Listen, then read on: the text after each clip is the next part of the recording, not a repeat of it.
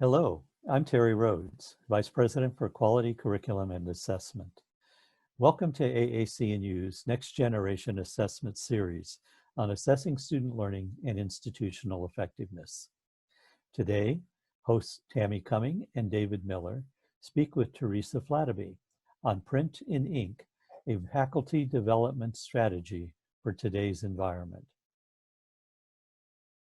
Hi, everyone, and welcome. I'm Tammie Cumming. I'm the Assistant Vice President and Associate Provost for Institutional Effectiveness at Brooklyn College of the City University of New York. Today, I'm co-hosting this web series where we're going to talk about an integrative approach to assessment.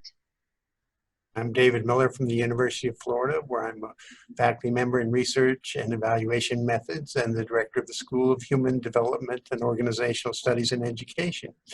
And we're glad to have with us today Terri Flateby, who is a higher education and assessment consultant.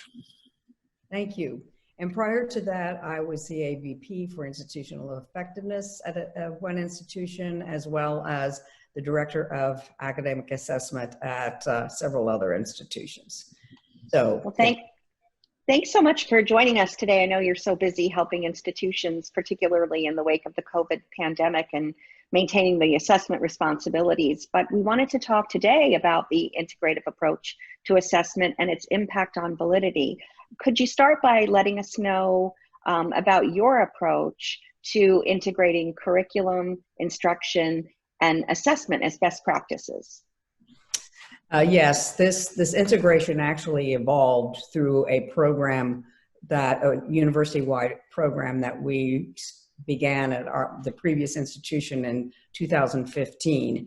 It was a university-wide program. It was intended to be flexible. It was also intended to be, it was voluntary. But the goal was to have at least 60% of all the programs participate in all the colleges third year. We surpassed that.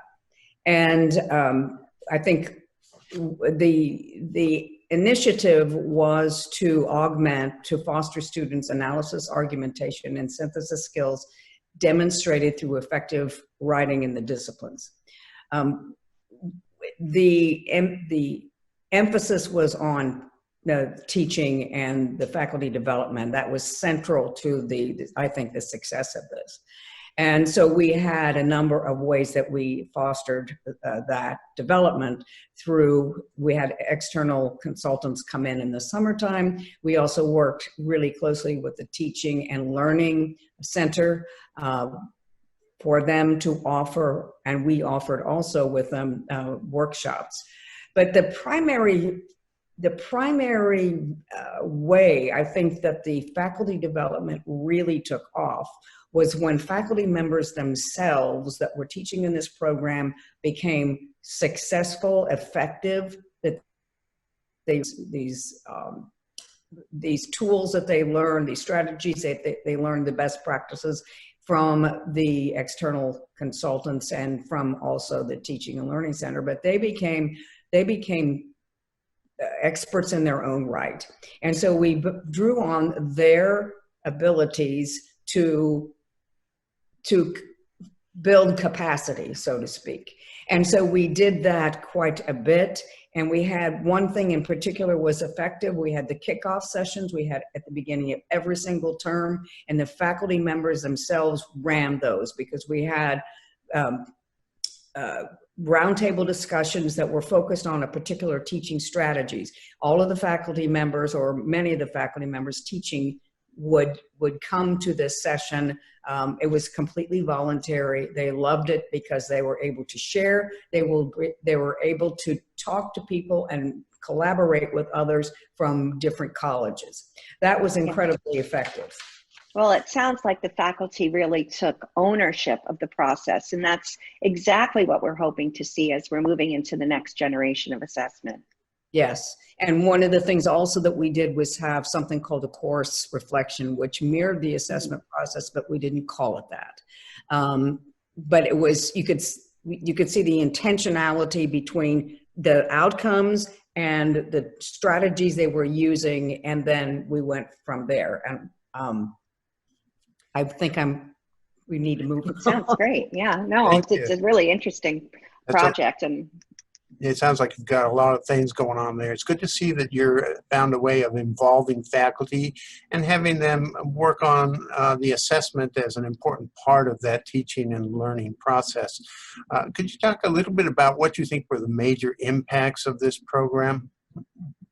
Yes, I think the major impacts of the program were, number one, that students' learning improved. We had hard evidence of that. We had much evidence of that. Mostly, evidence, but we also had anecdotal evidence too. It was important and it was useful, beneficial for faculty members. They were rejuvenated. That was valuable as well. They often led to, these discussions often led to curricular decisions and changes as well. So those are some of the impacts. It was really very powerful because faculty members were, the teaching was emphasized, not the assessment process. Thank you.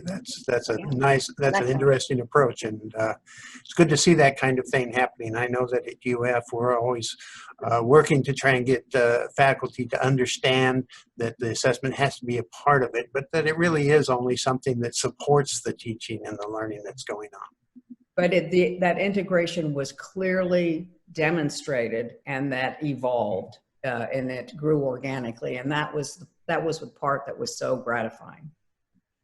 Well, thank you so much for sharing that with us, Terri. If any of you heard my dog was also trying to contribute to the conversation, I apologize. We're taping from home, but thanks again, and we look forward to next time.